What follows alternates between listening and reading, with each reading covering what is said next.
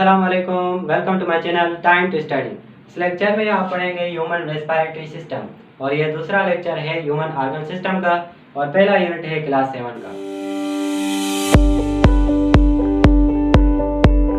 Hello बच्चों, कैसे हैं आप? I am Mohammad Anees Malak in the channel on which you are watching me is time to study. तो आइए हम अपने टॉपिक पर आते हैं, वो है human respiratory system. Human respiratory system क्या है? ह्यूमन रेस्पिरेटरी सिस्टम को समझने से पहले आपको पता होना चाहिए कि ह्यूमन ऑर्गन सिस्टम क्या है। What is human organ system? जैसे आपको पता है कि सेल क्या है। Cell is the basic unit of life. When cells combine together to form tissue, और जब टिश्यूज एक दूसरे से मिलते हैं, when tissues combine together to form the organ. आपको पता है कि ऑर्गन कौन कौन से हैं, जैसे माउथ के जरिए हम क्या करते हैं, इनटेक करते हैं, फूड को इनटेक करते हैं। और ओसोफेगस एक फूड पाइप है। और स्टमक के जरिए हम फूड को स्टोर करते हैं। और स्मॉल इंटेस्टाइन एब्जॉर्प्शन करने में मदद करता है, और लार्ज इंटेस्टाइन रीएब्जॉर्प्शन करने में मदद करता है। और ये सब अगर ऑर्गन्स एक दूसरे से मिले, एक ही खास एक्शन परफॉर्म करें, तो हम उसको कहेंगे ऑर्गन सिस्टम। मतलब जब ये एक दूसरे से मिलते हैं, सब मिलकर एक ही एक्शन परफॉर्म करते हैं, वो कौन सा परफॉर्म करते हैं? वो डाइजेशन वाला परफॉर्म करते हैं। और जो एक्शन परफॉर्म करते हैं सब मिलकर, उसको ये सिस्टम बनाते हैं। सिस्टम कौन सा बनाते हैं? Human digestive system. ऐसे ही अगर हम यहाँ देखें, नोज ट्रैंकिया, ब्रोंक्यूल्स, लंग्स, ये ऑर्गन्स सब मिलकर एक एक्शन परफॉर्म करते हैं। वो कौन सा परफॉर्म करते हैं? वो होता है रेस्पिरेशन। बहुत से स्टूडेंट्स ऐसे समझते हैं कि रेस्पिरेशन और ब्रीथिंग एक ही बात है, लेकिन रेस्पिरेशन और ब्रीथिंग में फ़र्क है। तो आइए समझते हैं कि what is the difference between breathing and respiration. Is the inhalation and exhalation of air. जब हम इनहेलेशन करते हैं, मतलब जब हम सांस लेते हैं, तो हम इनटेक करते हैं, इनहेल करते हैं ऑक्सीजन को। किसको? ऑक्सीजन।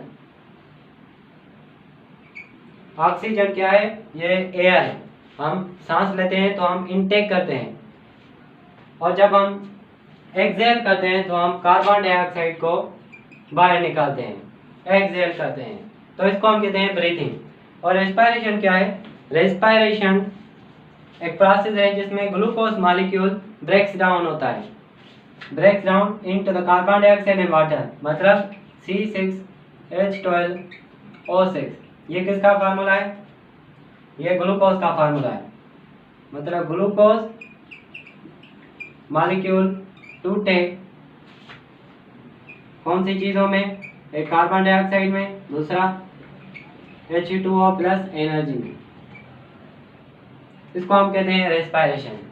तो रेस्पिरेशन क्या है? ग्लूकोज मॉलिक्यूल टूटे कार्बन डाइऑक्साइड और वाटर में, इसको हम कहते हैं रेस्पिरेशन। और breathing, inhalation and exhalation of air is called breathing.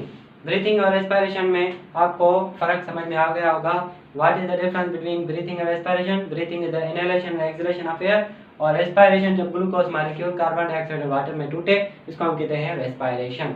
और रेस्पिरेशन की दो प्रोसेस होती है, दो टाइप्स होते हैं, एक एरोबिक रेस्पिरेशन और एनारोबिक रेस्पिरेशन। ये हम पढ़ेंगे क्लास 9 में, लेकिन मैं आपको बता देता हूँ कि एरोबिक और एनारोबिक रेस्पिरेशन। एरोबिक रेस्पिरेशन और दूसरी होती है anaerobic respiration. What is gaseous exchange? Gaseous exchange क्या है? गैसियस एक्सचेंज हम बाद में समझते हैं, पहले हम समझते हैं रेस्पिरेटरी सिस्टम का स्ट्रक्चर। क्योंकि जो गैसियस एक्सचेंज है वो अल्विले में होती है और अल्विले जो है वो लंग्स में है। तो अगर हम इसका स्ट्रक्चर समझेंगे रेस्पिरेटरी सिस्टम का, तो हमको गैसियस एक्सचेंज भी समझ में आ जाएगा। तो अगर पहले देखें कि दिस इज द नोज, और नोज में दो ओपनिंग होती है। इन ओपनिंग को हम कहते हैं नॉस्ट्रल्स। और नॉस्ट्रल्स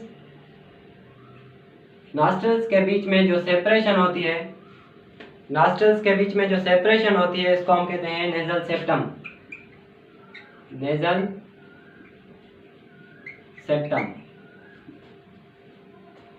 और nasal cavity, this is called nasal. The cavity in the nose is called nasal cavity. जैसे हमने पढ़ा oral cavity, mouth cavity, buccal cavity, ऐसे ही ये नेजल कैविटी है। नेजल कैविटी मतलब नोज की जो कैविटी है, मतलब नोज का जो स्पेस है, और ओरल कैविटी मतलब जो माउथ का स्पेस है, इसको हम कहते हैं ओरल कैविटी।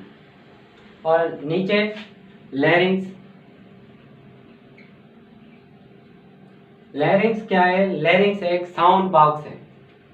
साउंड प्रोड्यूस कहाँ होता है? लैरिंग्स में। लैरिंग्स में वोकल कॉर्ड्स होते हैं। साउंड प्रोड्यूस कैसे होता है लैरिंग्स में? आपको पता होना चाहिए कि साउंड कैसे प्रोड्यूस होता है। साउंड प्रोड्यूस होता है जब वाइब्रेशन होती है, दो सरफेसेस, दो बॉडीज एक दूसरे से टकराती हैं, व्हेन वाइब्रेट करती हैं तो साउंड प्रोड्यूस होता है। When two surfaces strike to each other then sound is produced. तो ऐसे ही वोकल कॉर्ड्स होते हैं। वोकल कॉर्ड्स ये एक दूसरे से टकराते हैं। आप यहाँ हाथ रखोगे तो आपको महसूस होगा कि यहाँ वाइब्रेशन हो रही है, तो यहाँ वाइब्रेशन होती है, उसकी वजह से साउंड प्रोड्यूस होता है। और यहाँ होता है ट्रैंकिया। ट्रैंकिया क्या है? ट्रैंकिया वेंट पाइप है जिसमें एयर पास करे, उसको हम क्या कहेंगे? ट्रैंकिया।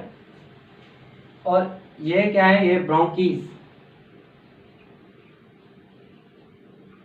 ब्रोंकीज। और अगर हम सिंगुलर देखें तो ब्रोंकी, और अगर हम इसको प्लूरल करें तो ब्रोंकीज। और ये जो ब्रोंकीज है, अगर इसको हम डिवाइड करें ब्रांचेस में तो इसको हम कहेंगे ब्रोंक्यूल्स। ब्रोंक्यूल्स। ट्रैंकिया में सी शेप्ड कार्टिलेजियस रिंग्स होती है और ये बचाती है दीवारें मिलने से। अगर ये दीवारें एक दूसरे से मिल गई तो हम सांस नहीं ले सकते। अगर सांस नहीं ले सकेंगे तो हम मर जाएंगे। जो अल्विले है, अल्विले लंग्स में अंदर होते हैं और स्मॉल यूनिट होते हैं। अल्विले जो होते हैं स्मॉल यूनिट होते हैं, मतलब बहुत छोटे होते हैं। और अल्विले में ही गैसियस एक्सचेंज होती है। तो इसको मैं मिटाता हूँ कि गैसियस एक्सचेंज कैसे होती है। What is अल्विले? अल्विले क्या है?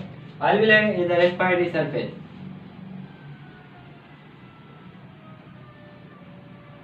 Respiratory surface. रेस्पिरेटरी सरफेस हम किसे कहते हैं? रेस्पिरेटरी सरफेस कहते हैं जहां गैसियस एक्सचेंज हो। Gaseous exchange. गैसियस एक्सचेंज क्या है? गैसियस एक्सचेंज है a process in which oxygen move from alveoli to the blood capillaries. ये अल्विलाई